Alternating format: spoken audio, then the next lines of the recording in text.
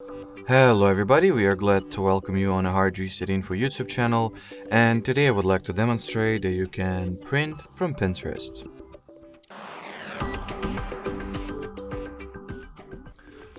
So to begin with, choose what particular idea, pin, or whatever is that you wanted to print. So let's say I'll go with this picture. After that, unfortunately, you cannot print it out directly from the mobile app itself. The share button, as you will see now, it does not, or the send button does not allow you to do so.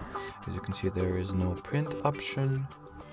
But it's not a big deal at all. You can just go ahead and download this picture or any other image that you wanted to print out to your camera roll, which you can do by tapping at these three horizontal buttons. Each picture has at its top right corner. Choose the download image option, then open your gallery or camera roll,